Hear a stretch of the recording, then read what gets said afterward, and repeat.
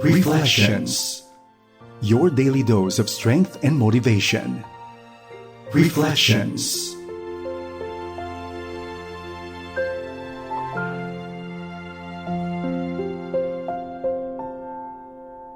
Ito ang araw na ginawa ng Diyos at tayo po'y sama-samang magpuri sa kanyang dakilang pangalan.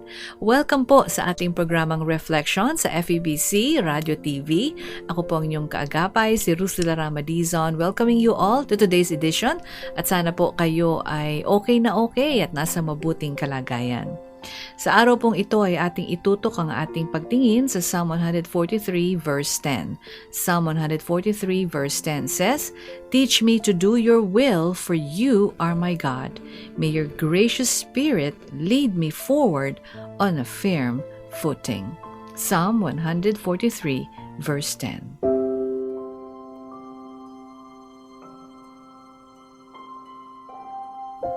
Alam niyo po, I was reading through the whole chapter of Psalm 143 the other day, and in fact, last time po ay ating napag-usapan din ang Psalm 143 verse 8 na ating pong sinabi na ang bawat umaga, bawat pagsikat ng araw ay nagbibigay sa atin ng oportunidad upang papurihan, pasalamatan at makaniig ang ating dakilang Panginoon. Ngunit ito pong mga sumunod na verse na ito sa Psalm 143 verse 10 ay nasabi ko sa aking sarili na magandang maging panalangin ng ating puso. Sabi po rito, "Teach me to do your will, for you are my God. May your gracious spirit lead me forward on a firm footing." Ito po ay pagsusumamo, isang humble plea sa ating Panginoon na turuan tayo na gawin ang kanyang kalooban para sa atin. Turuan mo kami, Panginoon, na gawin ang iyong kalooban para sa amin. Bakit? Bakit tayo kinakailangan turuan ng Panginoon na gawin ang kanyang kalooban? Sapagkat madalas po, meron tayong sariling gusto, hindi po ba? Meron tayong sariling kalooban. At madalas po, ay ito ang nais natin.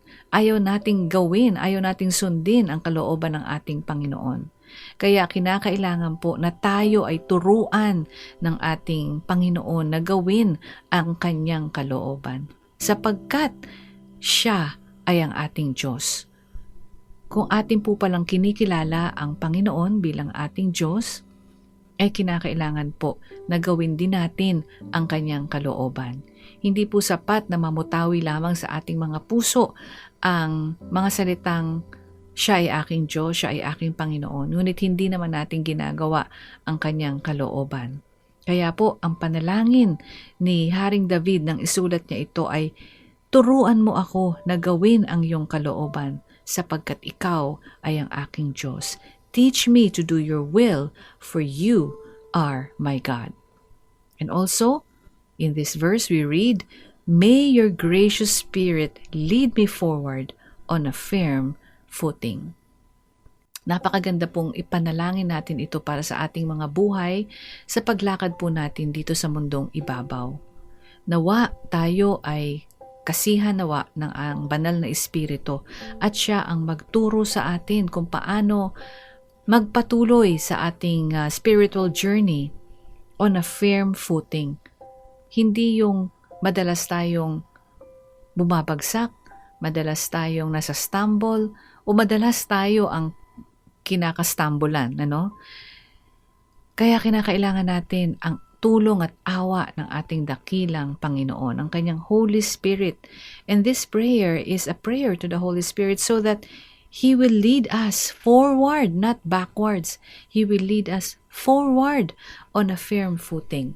Na tayo po ay kanyang tayo po'y magpatuloy sa lakarin natin sa ating Panginoon na matatag ang pundasyon at hindi nadadapa ng basta-basta lang.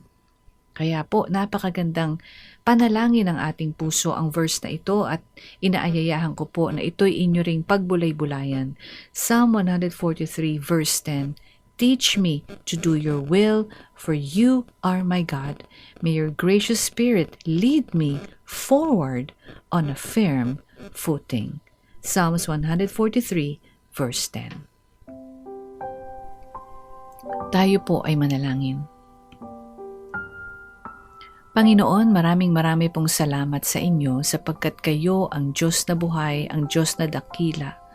At kayo ang gumagabay sa aming bawat lakarin sa buhay na ito.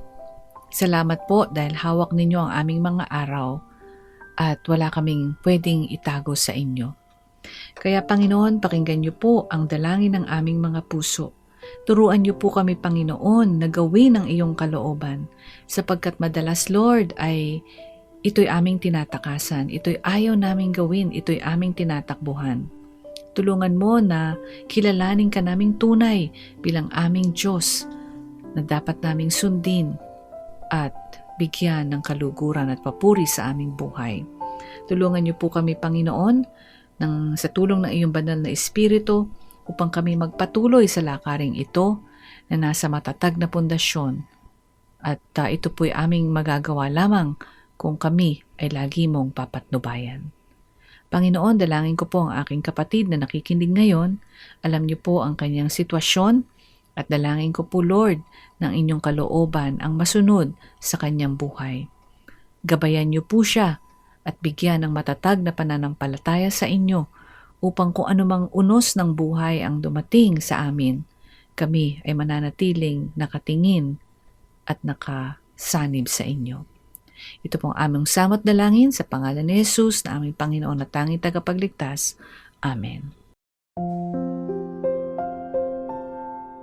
Nawa po ang ating umpukan at kwentuhan ngayon ay naging pagpapala sa inyo at nawa po ang ating verse for today found in Psalms 143 verse 10 ay maging encouragement at prayer of your heart in the days to come. Ako po si Ruth Larama Dizon. Magandang araw po sa inyong lahat. Reflections. Your daily dose of strength and motivation. Reflections.